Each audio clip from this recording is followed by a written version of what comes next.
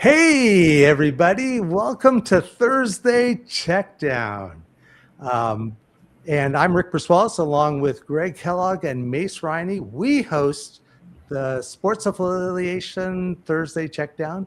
Please take a minute first to like the show and subscribe to our channel. Definitely subscribe, guys. We just need 43 more subscribers to hit 1,000. And when you get to 1,000, you can monetize. Well, that's also true, but there's never an off season in fantasy football. Each week, we try to bring you talented guests that are here just to help you, the fantasy football manager, succeed while also having fun. Because if you're not having fun, Greg, why do it? Darn tootin'. So tonight, we're really thrilled to have Jeff Bell from the Footballguys as a guest. He's doing some family stuff, so he's going to be joining us a little bit into the show. So before we get to that, I thought I'd let Greg, Mace, and I preview some changes that are going to be happening to the Thursday Checkdown as we approach the start of the regular season. So Greg, why don't you start us? 2 weeks is the regular season, guys, and we're going back to helping you win your fantasy leagues by telling you who to start and who to sit and all that good stuff. So the first thing we're looking forward to is the return to one of our most popular segments from last year, Pros versus Joes. Now, in Pros versus Joes, it's really simple. We each pick a sleeper or a stud. And the sleeper, we're saying start him that week, and the stud, we're saying sit him that week. Now, how do we determine who sleepers and who studs are? Each week, I will produce using my Beta Hall of Fame League scoring system, which is basic PPR. I'll produce the top 12 quarterbacks, the top 12 tight ends, the top 24 running backs, and the top 24 wide receivers. If a player is on that list, they're a stud. You take a player off that list and say sit him and tell us why. If a player's not on that list, they're a sleeper. You're going to take a player that's not on the list, tell us to start him, and then every week we'll keep track. And last year, the Joes beat the Pros, but when we combined the Pros and Joes, Rick and I beat them. So we did good. And since there's three of us this year, we're going to track it individually for us, and we'll let you know exactly who wins. Great. And second, we will be incorporating last year's Snap, Crackle, and Pop short form videos into Thursday Checkdown. So I'll lead off with a short list of the key injuries going into the week's games. Mace will then provide a short list of fantasy starters that he thinks will crackle or bust that week. And then Greg will give his suggestions of players ranked outside the starters who will pop this week.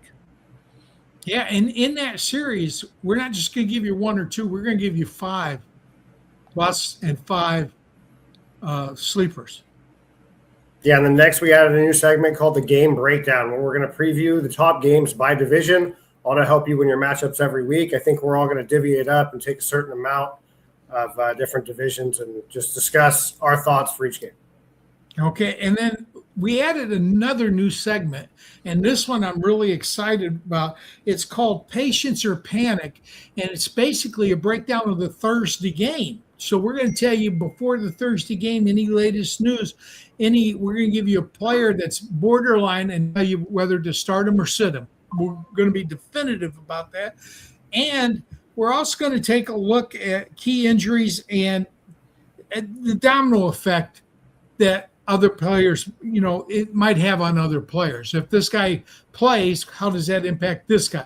If this quarterback sits, what does that do to the wide receivers? That type of thing. And last, we're going to do the Thursday Checkdown Blitz. And that's where we'll get a chance to answer your questions that come into us during the week and also in the chat. So all this, we hope to be able to help you win your matchups and your leagues. And we're talking IDP too, right, guys? Well, you guys can. I won't. But I did forget one thing. During the patience or panic segment, we're each going to preview at least one waiver wire pickup. Now, we know that waivers usually run on Monday or Tuesday or Wednesday. So by the time we're on the air, it's too late for the weekly waivers. But every week, there's going to be players that pop on that weekend. And so we're going to say, hey, if you have open waivers, go out and get these guys before they play on Sunday so you don't have to fight for them on the waiver wire. Yeah, and last, I mean, again, this is a show that will come on just before Thursday night football. So hopefully we'll be able to give you some really real-time information to help you even in that Thursday night game. And I know, at least me personally, I try to avoid Thursday night football players. I don't. I want to get a lead early. Well, see, that's I'm always the glass is half empty type of person. I always worry about, gee, that player gets injured, and then I have to stew about it for the next 3 or 4 games until the Sunday games. And so I always worry about getting like all of a sudden, 100 points behind just based on what happens on Thursday night. There's nothing worse than having your flex put up 3.8 and then you got to sit and stew on it for like 2.5 days, trying to figure out which one of your opponent's players is going to do the same thing, right? What's the first rule, though, of Thursday night football? That's why you don't play your flexes on Thursday night. You play your starters on Thursday. I'm going to be doing fantasy stuff all day before the show, so I can avoid that, man. Rick, tell people why you don't play your flexes on Thursday night. Well, because you want to have the most amount of flexibility with your lineup, and so if all of a sudden you find out about a late injury or a late change to your lineup, and you want to be able to play. You might have a good running back, you might have a good wide receiver, you might even want to play tight end, although I don't know why people play tight end still, but we'll by having that flexibility, you're able to put the best player possible into your lineup. So keep those flex positions open, and always your Thursday night players should be named positions, whether running back, wide receiver. So Mace, let me ask you, of the new segments, this is all new to you. I mean, you didn't even do the pros versus Joes last year with us. So what new segment, because we've got about 7 more minutes. So what new segment has you excited the most? Honestly, the game breakdown. Writing for Bucks Wire now is I'm more honed into the NFC South more so than I've ever been.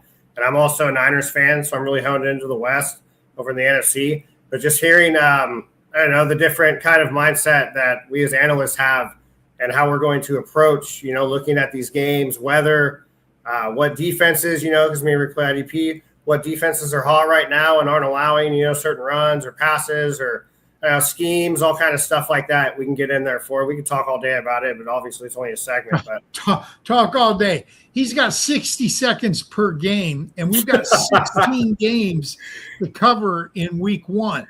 15 because there's a Wednesday night game. Clearly, we're not going to cover the Wednesday night game on Thursday night, but we're going to try to give you the fantasy breakdowns on this. Now, I got to ask you something, Rick. Do you think Mace can do all that in 1 minute? Oh, because he should be focusing on the most important games. So, like, for example, Houston versus whoever else that they're going to beat that week, important game. Everybody else, especially those Detroit games, those are the games we can just kind of skip through, maybe spend a second or two just saying, yeah, they're playing. No, I'm just kidding. But I just got to ask why you only got 2 divisions and Mason and I got 3. Because you guys talk way faster than I do. You're way smarter. So, I could only handle 2 divisions. All right. Well, what are you looking forward to? For me, it's the patience versus panic. The actual Thursday breakdown and the waiver wires to target. I just think that's going to be a fun segment. I have to say my favorite is still the pros versus Joes, partly because, that's how I kind of got into doing podcasts. I was lucky enough to be a Joe a couple of times, and then that evolved into being part of the TSA analyst team. But it is fun because you really do see the Joes putting a little bit extra effort, I think, into preparing the analysis or the why they're choosing a particular player.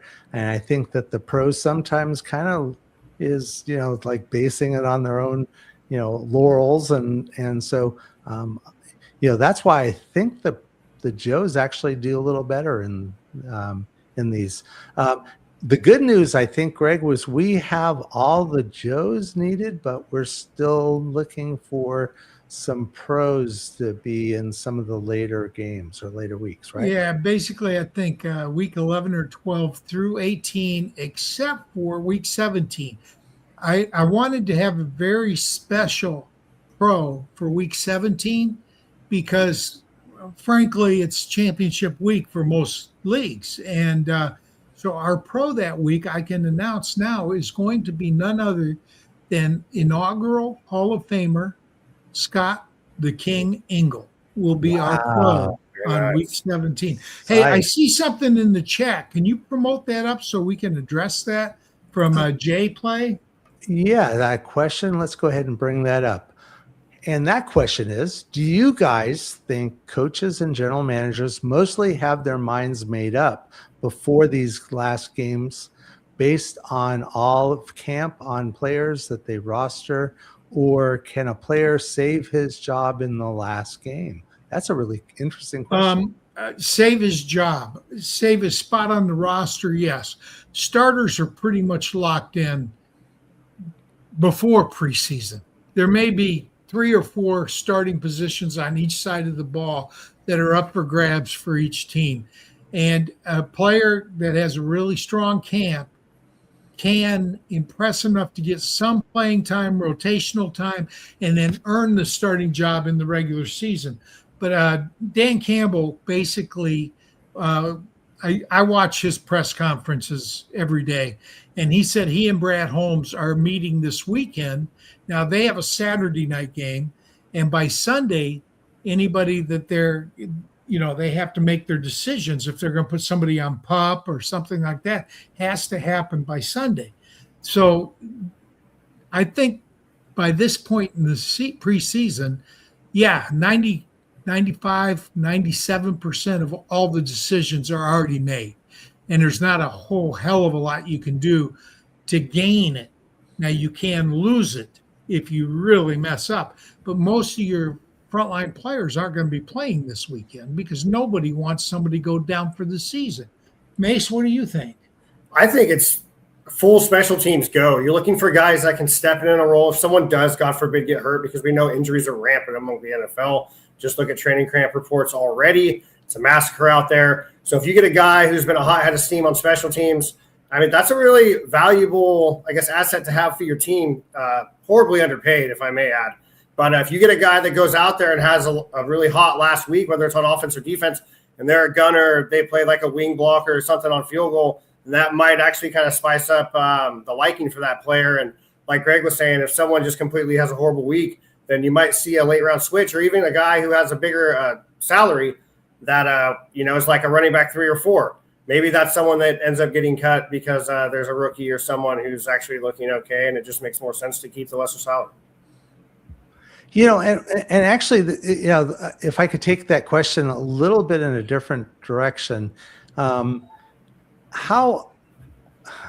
much stock do you put into either general manager or coach speak when it comes to these last week or 2 weeks of playing and roster setting for each, and I know, Mace, you're a 49er fan, so perhaps you probably have the toughest one because you never can believe what they're saying about a player.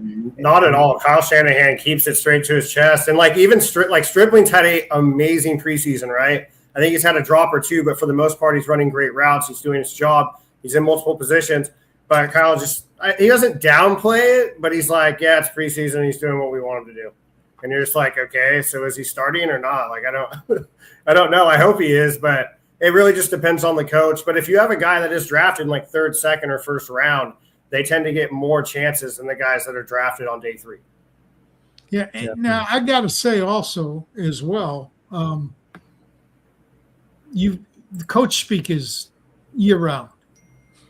And every coach does it differently. There are some coaches that are tremendously honest. So you kind of got to get a feel for who you can trust and who you can't. I think that Dan Campbell is an honest coach, but he will just flat out tell the reporters, I'm not going to answer that. I'm just not going to tell you that right now. So I don't think he misleads people, but by the same token, he doesn't give you the answer you need as a reporter all the time. And I think that part of it, I think Dan Campbell is really well respected and has been very successful.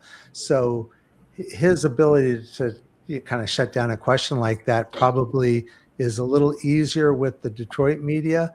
I know that in Houston, when Bill O'Brien was the head coach of the Texans and was not having a successful year, and he would try to pull the same Bill Belichick type, I'm going to, give kind of a smart keister response. And, the reporters are just trying to do their jobs. And he kind of comes off as a jerk. It's a little different when you're not successful and kind of not working with the local media like he was doing versus someone like a Dan Campbell who has already built the respect and the success to be able to do that. Yeah, if a guy's on the hot seat, I think the media is more likely to take jabs and not be playful. But if you have an accomplished coach and stuff like that, like Mike Tomlin or Belichick, like you were saying, they're more likely to just be like, all right, trust the process. This guy knows what he's doing. He's one of us. Let's not get on him too bad. Well, good news. Our guest is here. And so why don't I go ahead and bring him to the stage? And Greg, you can go ahead and greet Jeff Bell. Oh, you're already there. Yeah. Hey, Jeff, how you doing, buddy? Hey, Jeff. Well, appreciate you being on the show. Hey, everybody. I'm sorry. Family dance class ran a little bit over. I apologize for being a little bit late. No worries at all. In fact, Greg, what is one of our main rules here at TSN? Fantasy first always. Family first. And fantasy first, too. No, family first. So, Jeff, you're actually right for a really good friend of mine, a guy that I grew up in the industry with Mr. Joe Bryant out of Tennessee, actually. Yeah. How'd you get hooked up with Football Guys? I know that's not on the thing, but I just wanted to start off with that and warm you up. Yeah, so I really kind of discovered Football Guys, and I'll give credit to Matthew Berry's RotoPass was how I discovered Football Guys, and so I started like many do, ESPN, Yahoo, those sites, and then Matthew Berry released the RotoPass, and Football Guys was basically the headliner there. RotoViz was another site that I like quite a bit, and just fell way into it with everything from Football Guys. And so immediately it was one of those that, we all can probably relate to some, you click with the personalities, you click with the content, and you're like, this is my place now. And so Sig and Cecil and Waldman and all the guys that go way back, they've kind of been my go-tos for a long, long time. And then when I got involved in making content, actually Dave Kluge and I ended up starting at a same small site, and we got to know each other there, became really good friends there, and then naturally grew into it. Dave was also a longtime Football Guys subscriber, Football Guys fan, and it was kind of the natural spot there. And Dave's better than me, so he got Joe's attention first, and then Joe brought in, and Dave was like, you got to bring Jeff in too as well, and so that's when Joe brought me in. So that was around. I want to say it was I started doing stuff for Football Guys summer of 2021, and I really came on staff following the 2021 season. So 2022 beginning there. I got to tell you though, I love Joe. We started FanX together way back when. So I just love Joe. I love Cecil and I love Sig as well. Yeah. Most of the staff there I've known for years. So, but tell us a little bit, welcome to the show, first of all. Thank you. But So tell much. us a little bit about you as a person. You've obviously got at least one child because you were picking her up. Tell us about yourself and what do you do outside of fantasy football, or are you full-time in fantasy football? So I live in Columbus, Ohio. I have 3 girls there. No, God, no. I know. If you're Michigan a Tennessee fan, Michigan fan. Okay, there we go.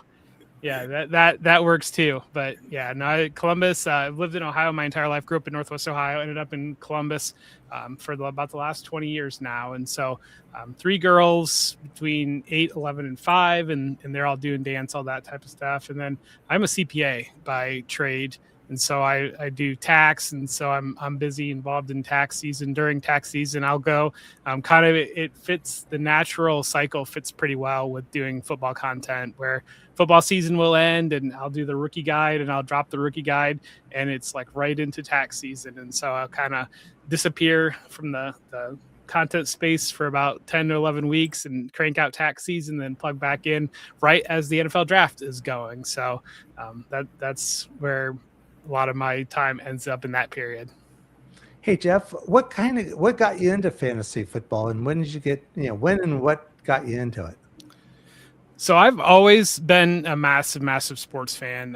Growing up, the school library would, my parents didn't have a Sports Illustrated subscription, but the school library would get it, and I would get it every single time. And so it got to the point where they basically would wait until my class was coming down to set it out so I could grab the magazine first one, and the new one would come in. And then SI.com, SportsIllustrated.com had, it was like a salary cap game where you pick your roster basically, and then players' values would adjust week to week. And so me and my friends right in high school, we started doing that, and it was Kurt Warner's first year. The Greatest Show on Turf, is, I think it was like 1999, was my very first fantasy league. And so it was a salary cap based league. I think there was maybe 6 of us that ended up doing it and running points throughout the season. So that was my introduction to fantasy. So it took me probably 2 or 3 years of doing that before I was really into like the leagues that we know now, where you got 12 teams and you're picking your players and setting the lineups there. So it was almost like a DFS was my introduction into fantasy football. And then I ended up playing Yahoo public leagues for a couple of years there before got friends that did all a league together there. Nice. Yeah. So when did you get to the content side of football? I know you said you started Footballguys in 2021. And then do you prefer writing things or actually going on video? Yeah, so I started doing content in 2020. And I always wanted to be a writer. I always wanted to be a sports writer, and getting into school, I was in advanced English, those types of things through high school. But then hitting college, kind of the pragmatic side of me took over, and I became a CPA. But then it was around 2020, I mean, a lot of people probably relate in 2020. You got time, you're thinking about life, and kind of get involved in fantasy social media, and it's almost like a rabbit hole where you just discover the layers and you keep walking down into the rabbit hole. And so it ended up being all of 2020 that I started trying to write and doing stuff. And actually, my first piece, it was a free site had put out for help. So a free site said they wanted to hire writers. I submitted my first piece and they denied me. And so I was like, oh, okay, well, maybe I'm not going to do this. And then I was, somebody had posted something late in the 2020 season about how do I get started, more or less. And, my good friend Jay Feliciano replied basically like, hey, send me a message. And I replied like following basically, or like, I'd like to learn too. And Jay reached out, and Jay and I connected, and then he brought me into a site goingfor2.com run by Jeff Lambert, and Jeff is fantastic. And, and Jeff helps me get rolling. Spelled with a G, by the way. Spelled with a G, but I mean, I can't say enough about Jeff Lambert. And he's a good guy. He is. Yeah, and he got me connected with Fantasy Pro. Or why am I blanking on Fantasy Pros? And then I started doing stuff for them, and then got rolling there. So just kind of everything snowballed from that point. I tell you, I used to love to write, but I'm 70 now, okay? And I'm coming up on 71. Writing is work. You've got to do Writing the is a lot of work. research. You've got to design how you want to say it. I tell all young writers, do an outline before you write. Give the bullet points you want to hit so you make sure you get all the stuff you want to get into it, but then design the flow of the article so it's interesting, but that you're not popping around everywhere. You've got to keep the reader's attention.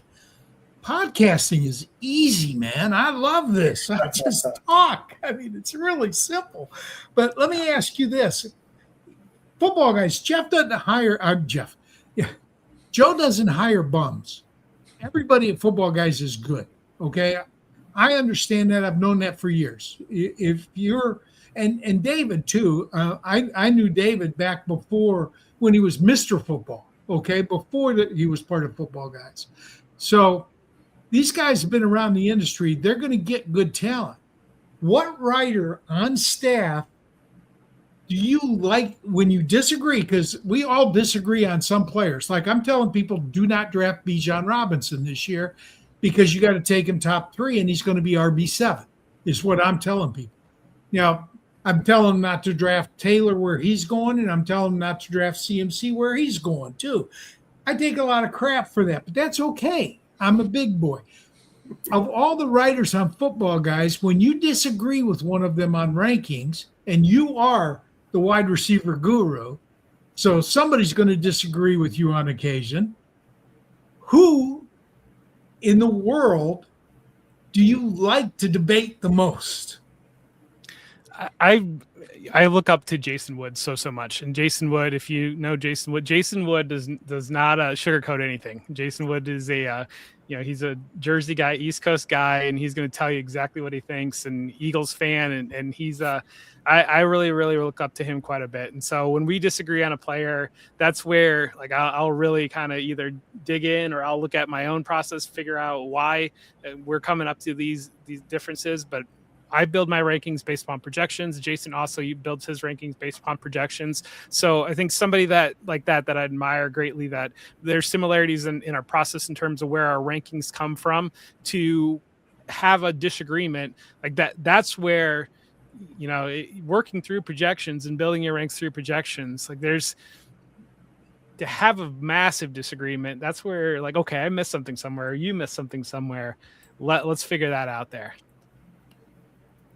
Hey, let's go over to wide receiver strategy, guys. Rick, I think you have a question. Sure. So what do you tend to prefer drafting, wide receiver early or later? And I guess it really, in this year. Or a mix.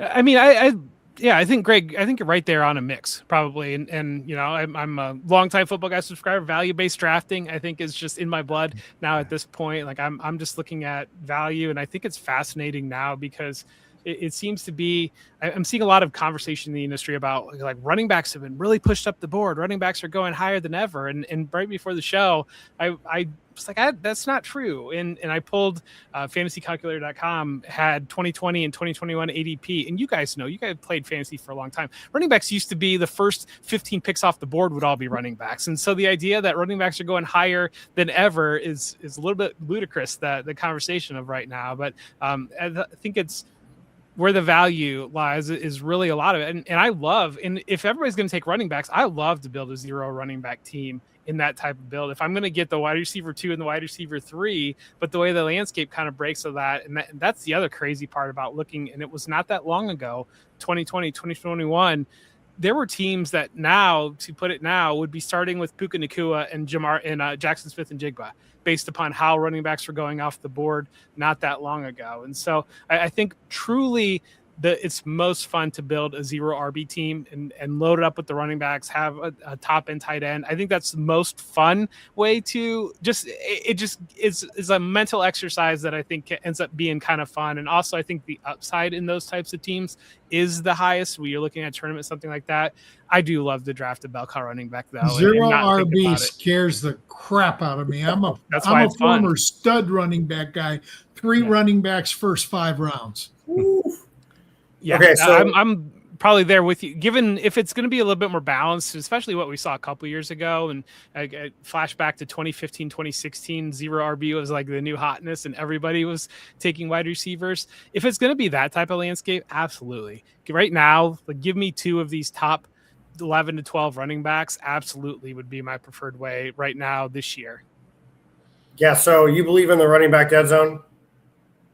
Yeah, I mean, I do believe in the running back dead zone, and it's fast. It's an interesting exercise because I think we've gotten a lot sharper and smarter about the dead zone. That doesn't mean it doesn't exist, but you're naturally going to run into those running backs that, for whatever reason, we're just wrong on the way we're projecting the carries to go, the usage to go, the ability of the player. And that's really, I mean, the running back dead zone is because somebody's got a running back hole in their lineup and they don't want to have a hole in their lineup. And so they're going to squint and just take the guy that they think fits there the most. And so it's absolutely true. And it's philosophically, that's why, because, people don't necessarily love having a zero RB team or having a hero RB build. And so I think it's very, very proven out. And if you don't know what the running back dead zone is, it's typically considered rounds 5 through 7. Yes. Yeah. So that drives me nuts because I see conversation about it and people are like, Javonte Williams, running back dead zone. It's like, that's not the running back dead zone. Like, no. Breece Hall is not the running back dead zone. I'll draft him every single time if no one else wants to. Do you think there's a wide receiver dead zone? I think there's a wide receiver cliff. I don't know that there's a wide receiver dead zone. I think there's a wide receiver cliff. I think that once you get kind of to that wide receiver 48-ish or so, it really starts to fall off, and it falls off hard. And it's funny. Really just wide receiver 48-ish. When you get to running back 24-ish. Right. Right. Exactly.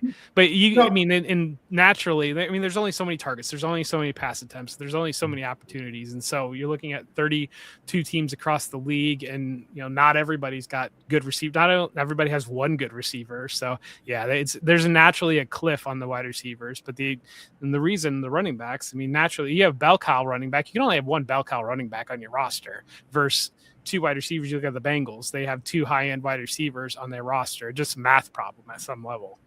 Yeah. And now, when I grew up, you had receptions, yards, and TDs. You didn't have targets. You didn't have any of these, what I call micro analytics that come out of Pro Football Focus or whoever.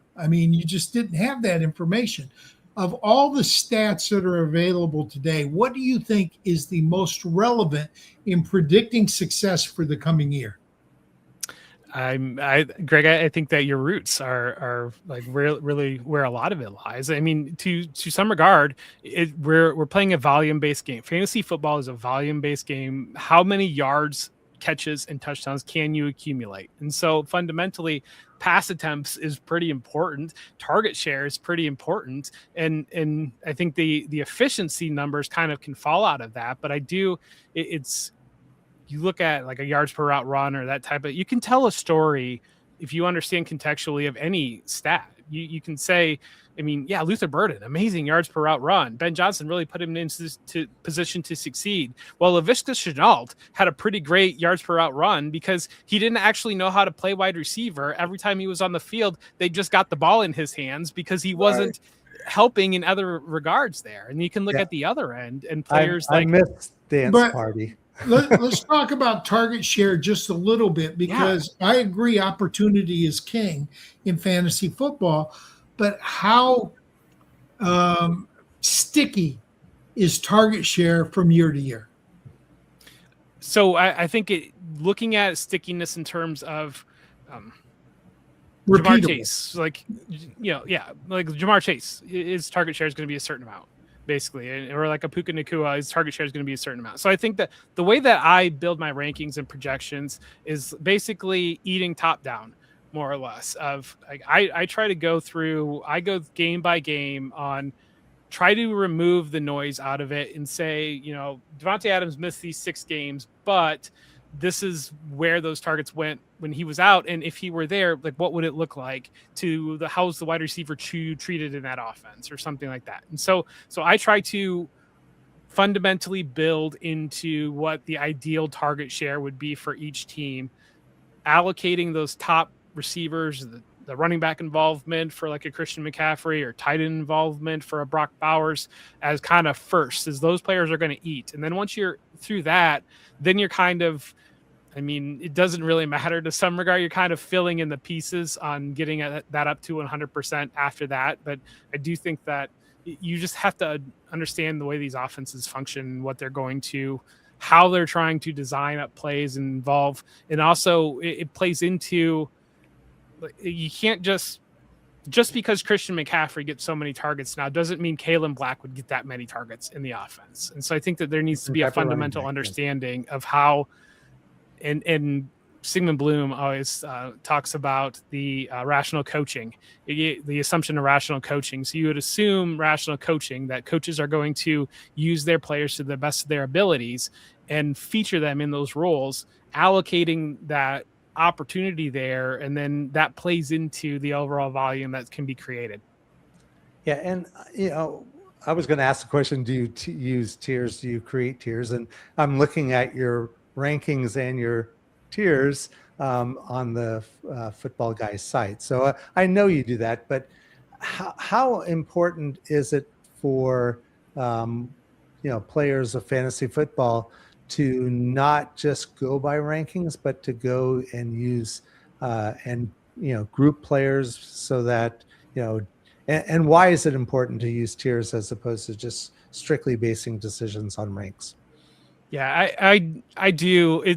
I do think we have to put out linear ranks. Like we just have. I mean, it's really hard not to. But I do almost like. I wish we could like even the tiers, like just like a cloud of like players over here that are like this level and kind of like mix everybody together so they're not in any linear order. But I think the reason why that's so important is understanding fundamentally where the backbone and bulk of your fantasy production is going to come from, and understanding, ideally, I think that an auction or salary cap draft is the most pure way to play fantasy football, because you really truly can build the direction you want. But usually when I'm playing in that type of format, I love to get 3 studs basically, and I'll figure the rest out after that. But then, because you can put that backbone in, and that's where tiers play in, of knowing that I've got my backbone here. These 3 players are high value players, potentially be top 10 players, top 5 players at their positions.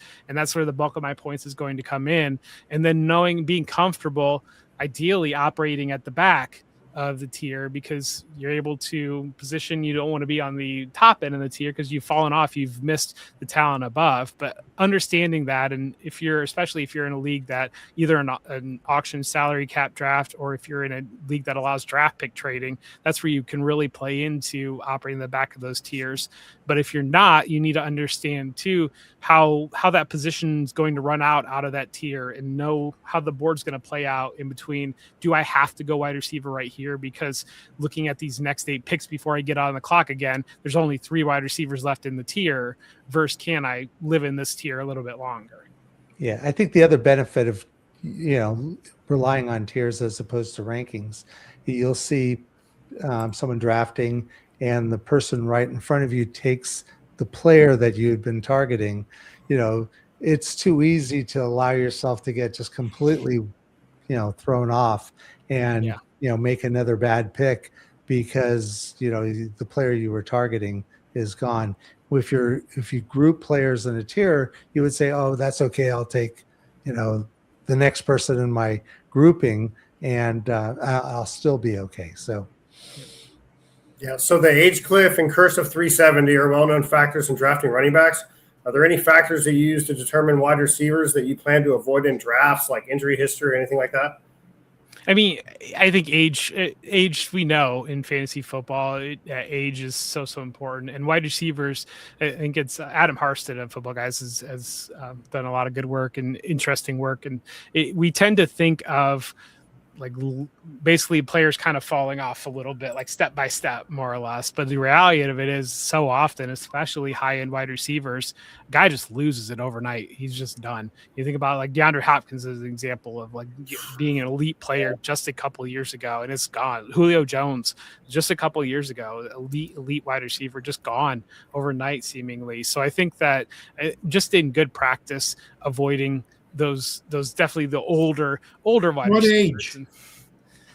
I think it's less a set age and more when you start to see the signs of decline, and you start to see that like Mike Evans right now is a scary player right now, I think, in drafts, and so I think that it's less age built into it. Like Tyreek Hill was a big fade of mine for last year, because you could see from where just a couple of seasons ago where that production, where he was running relative to where that had started to trickle to. Once you see those signs of decline, it's just not really worth playing the game of, can I get another year out of it? If again, you're operating in a tier and there's a player in more positions to hit his prime or be in that prime production window in that similar tier.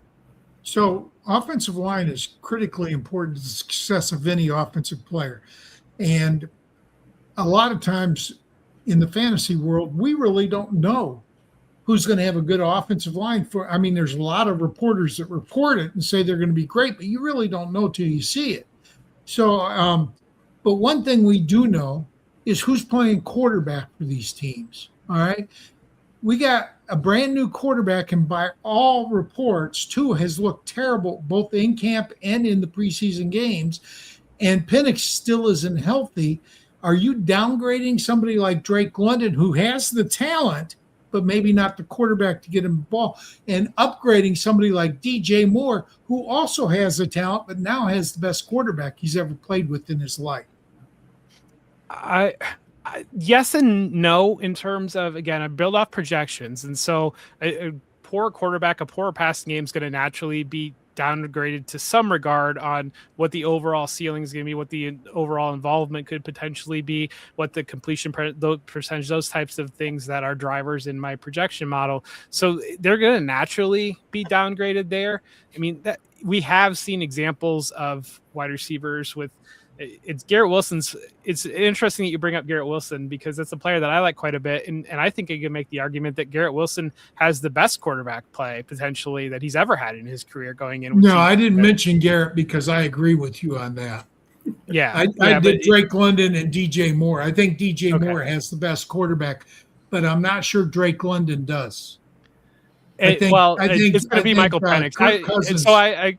I'll give a plug here on Football Guys Training Camp Reports, but I've covered the Falcons for 5 years now on Football Guys Training Camp Reports. So I'm pretty plugged into the Falcons at this time of the year, and I would not be shocked to see Tua not make the roster. I think it's Penix has gotten cleared. Penix isn't ready. Penix is cleared. Penix is ready. Penix is cleared, and he's back. So yeah, but he hasn't practiced.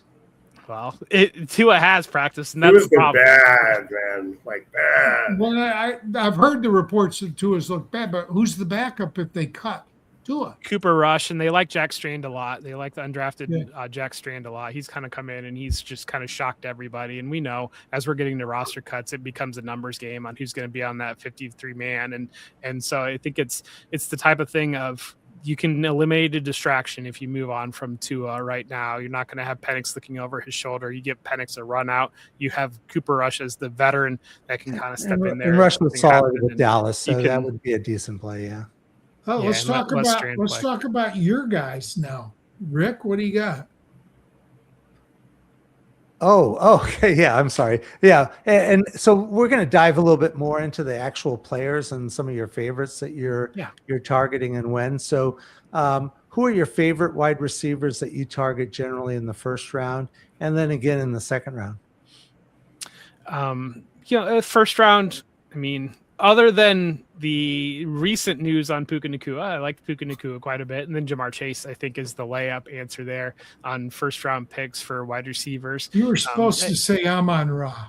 Oh, you were supposed to go. Oh, well, my answer for a later round might influence my answer on Amon-Ra. So.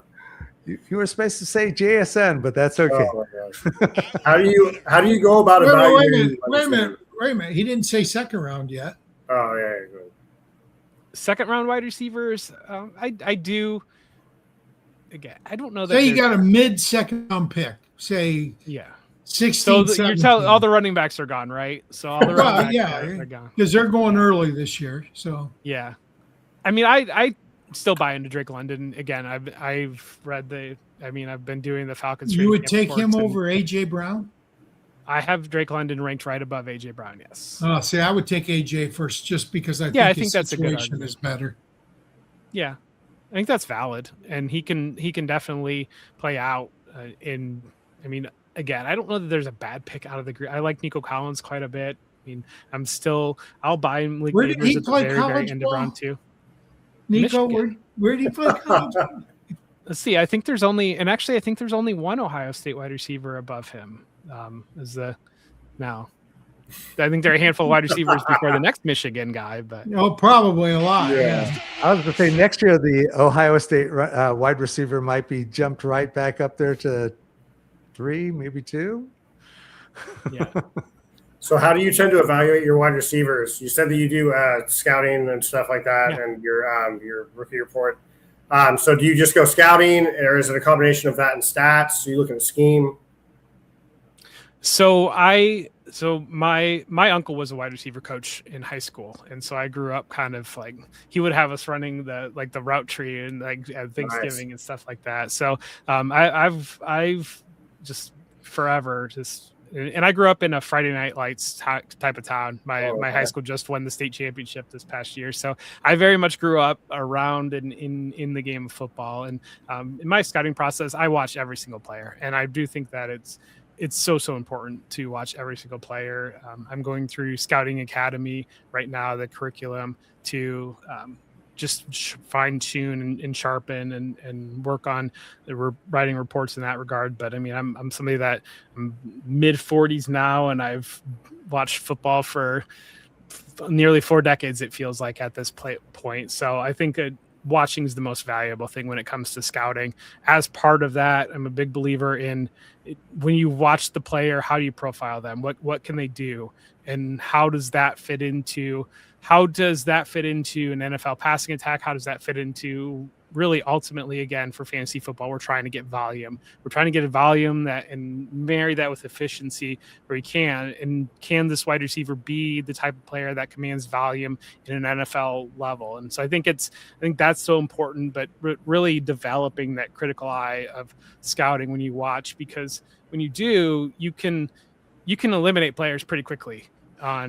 This is like I think flashback to last year. Xavier Restrepo was a player that was going very, very high in the second round of dynasty rookie drafts at the beginning of the process, and he was a player. Once I watched him, I was like, this guy's not going to be in NFL. He's not going to get drafted in this package that he's bringing here. Versus seeing a guy like Stribling was a guy that I was pretty high on through the process of. You could see at Ole Miss that the explosion was there, that the routes that he was being asked to run, because that's the other part of it. As you're watching these players, you can see it's I call it the Dante Thornton route tree.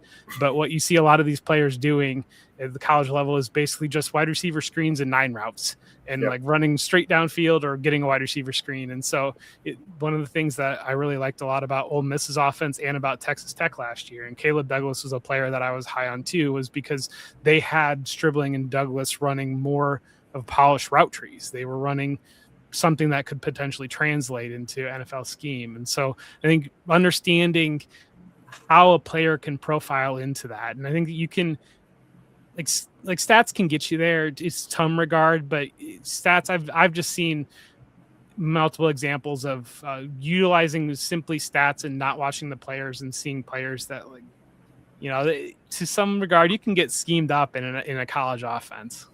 Yeah, I played high school wide receiver. All right, back in the 70s, we had a route tree. It ran 0 to 9. 9 was the fly route straight down the field. Yep. I think anything odd went in and anything even went out. So basically the depth was the higher the number, the further down the field you went. But I just don't understand how in this day and age, people aren't running full route trees. But let me ask you something. Also, back in the day, it used to take receivers 2 to 3 years to get the NFL game because the speed, the schemes, everything's so different and so much more advanced than college. Jamar Chase showed us that you can explode as a rookie. Okay.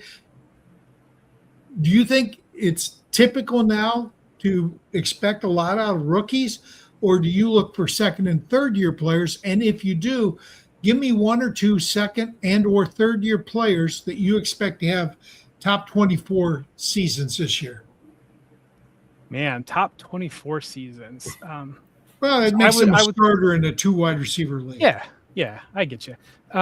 So in terms of your first question there, we're simply seeing a lot more development in an early age when it comes to the wide receiver position, and the game has changed dramatically. And I go back to when I played in 8th grade, and I don't think that we had a pass play in the playbook. Everything was just runs basically. And then when I coached flag football it was probably about 11 or 12 years ago. And I didn't have kids really. I didn't have kids yet at the time. And so I hadn't been around. This was like 3rd and 4th graders. And the first question I asked him was, I said, who plays Madden? Every single hand went up. I was like, okay, like everybody's plays Madden. Like here's the ball, like go, like play. Cause I remember when we were kids, we were playing everything was a pass play when we were kids, and we were just chucking the ball around, and then we'd get into organized tackle football, and everything would be run. And so I'd just let them play, and they're just bombing the ball left and right. I was like, okay, we got some things here. We're gonna open this up. We're going to have a real playbook. I ran RPO offense with 3rd and 4th graders. It was a heck of a lot of fun there. But so we did that, and then so you've got kids that are just doing that at an age where they just never did before. And I think the other part of it is you look at the players that are ending up at wide receiver now. It used to always be who's the fastest. Okay, you're the running back, and then everybody else, you will play defensive back. And then wide receiver is kind of like whoever's left, versus now it's like the most explosive kid. And especially you look at like somewhere like Texas, the kids only want to play wide receiver because those are wide open spread offenses. And if you're defensive back, you're just getting lit up every single Friday night instead of being the wide receiver. And so I think you look at who's ending up at wide receiver now, and the money we obviously know at the NFL level, you're just getting more and more polished players that have seen more. And now in the college football game, you got like Matt Patricia running defense at Ohio State. It's like you're running concepts now that they're going to see at the NFL level. And so I think that's where the development, you've got players that are ready to come in and be a Jamar. And I mean, Jamar Chase just breaks the mold. Like you can't even at some level, but yeah, exactly. But that's why you're seeing immediate production. And I think when you look at third year breakout makes so much sense in my mind, because you're thinking year one, you're getting a player on the field. You're getting a player, his feet wet, comfortable. And think about a player like George Pickens, and flashback to yards per out run again. Yards per out run. George Pickens' yards per out run as a rookie were horrible because he was just on the field, but he was learning how to be on the field. And so that's that first step, that year one. Year two, you start to get implemented into the offense, and what can we do? Let's get you the ball in your hands in that regard. And then year three is like, okay, we've seen it now. You belong on the field. You belong within this offense. Now we're going to scheme intentionally into the ball in your hand. And so I think that's the idea that I do think that we had some antiquated idea of a quarterback like standing back and scanning the field. The reality of it is these NFL plays are so fast that it's like first read option or second read, and you're reading pre-snap, and the ball's got to be out into those receivers' hands. So you're scheming into their hands. And so it makes sense that it would take 3 years for some players to get schemed up to that level, because they've shown themselves that progression. They've moved and the linear development has followed. So give us a second or third year player you think will explode this year. Third year player, can I say Marvin Harrison Jr.? I was waiting for it. You absolutely can, because he's not respected as well as I think he should be. Yeah, you my go-to on this one was going to be Ryan Flournoy in Dallas as a keeper. Yes, he's just got so much competition for touches. He does, but I think they're going to scheme him in a way that being that third receiver there, it's not going to be top 24 wide receiver. He would have to have an injury to allow for that situation. We don't say, Dave and I try not to say injury. We try to say, like, CeeDee Lamb opportunity. Lottery, you have to have an opportunity. CeeDee Lamb decides he's going to do something else with his life or something like that instead of. But and then second, gosh, if you would have had me on 2 weeks ago, my go-to answer for second year would have been Jaden Higgins, and I'm like emotionally devastated that he's done. Top 24 puts Luther Burden probably is the easy go-to on second year player breakout top 24. I like Tedero McMillan quite a bit, and I think those second year, that's another big thing that I'm really big on the second year players, because every player you talk to will talk about the year 1 to year 2 jump being the biggest that you're going to see somebody make. And I think you can get really good value on a Tedero McMillan, Matthew Golden. Rick, I'm gonna skip your question, and Mace, you go to your last question because we're running out of time, and I have a hard stop at 7. Okay. Few wide receiver prospects that were drafted this year making noise. We talked about Stribling, Ted Hurst of the Bucks, Caleb Douglas, Cyrus Allen. Do you think some of these guys are just hanging around because of buzz, or do you actually think that some of these rookies will end up actually maybe not top 24, but end up having some spotty weeks and doing good things in like by apocalypse or something? So I think that we're in a really changing era at the NFL right now, because we're seeing less of the guys like the Wes Walker and Julian Edelmans of the world, and a lot more, 2 wide receiver set, multiple tight end wide receivers that can win outside. And so that's where you talk about Stribling, you talk about Hurst, Jacoby Lane's one of those, Caleb Douglas, opportunities very, very much there for Caleb Douglas, those types of receivers. I really, really struggled to get in on Cyrus Allen, because I think we could sit here right now and spend the next 5 minutes naming 20 Chiefs players that we were ready to buy into based upon training camp that did absolutely nothing at all. And so I just really can't divorce that on Cyrus Allen there. I mean, I'd have to see it to believe it, I think. And then, Antonio Williams flashed a little bit, but it's the passing tree you look at there, it's going to need an opportunity for him, because when you got Steph Diggs, when you've got Terry McLaurin at the very, very top, I think Chico Conk was going to have a role there. If Rashad White's involved in the backfield, I mean, there's just, there's not a lot to go around there. Rick, why don't you take my last question, the ADP one? Well, which wide receivers are you significantly higher than ADP? And conversely, which wide recievers are you significantly lower?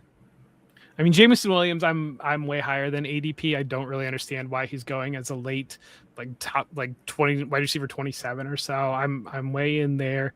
I'm higher in ADP on, again, I already said Tedero McMillan. Michael Wilson is a player. I think I'm higher than ADP. And I mean, it's cheating. Steph Diggs, I'm higher at ADP there. He's another player. I'm higher than ADP. And then lower? Lower than ADP? Christian Watson is a player that I'm kind of avoiding, lower than ADP. Mike Evans, I'm lower than ADP on. I'm lower than ADP on, let's see, what's another one? Jacoby Myers is another player that I'm lower than ADP on. And those are some crowded rooms, and I think it just breaks in other directions. Let me ask one last question. Okay, go ahead. Your last question? Yeah. I was going to throw it in with the wrap, but go ahead. Who is your favorite, or who would you say the top wide receiver of Jerry Rice. That's an easy answer. My favorite wide receiver of all time, I'm a Randy Moss guy. I enjoyed. You think he was better than Rice? No, Jerry Rice was the best receiver. But as Rick was asking me my favorite receiver. So okay, all right, fair enough. Moss changed the game. He certainly did. So, hey, thanks for coming on, Jeff. We really appreciate it. I would love to book you as a pro during our Pros versus Joes segment. You pick one sleeper and one stud to sit for 1 week. If you're willing to do that, we'll reach out after the show. But please tell our audience where they can find your work, because you don't have your Twitter handle here. I do not. No, I'm just Jeff here. You can find me at For Whom J Bell Tolls, the number 4. So you start typing 4 and whom, and you'll find me pretty quickly there. And you can find me all content exclusively at Footballguys. Dynasty Show, DFS Show, we're ramping that back up. Audible Live with Matt Waldman. Doing shows with Dave and Joey, my good friends Dave Lee and Joey Wright. And then I end up writing. Hey, don't forget our guy Tip. Tip's over there now too. Tip is awesome as well. Love every single time I get to see Tip. But yeah, absolutely. So Rick, why don't you take us home and tell us who we got next week? Sure. Next week we're going to have Dustin Ludke, who's with FF Today as a writer, also with Dynatize Football. He's going to share information about his browse metric. So I hope you all join us for that. And like and subscribe, guys. We got to get it up to 1,000 subscribers. We're so close. And with that, we'll go ahead and let people go. And we'll look forward to seeing you all here next week.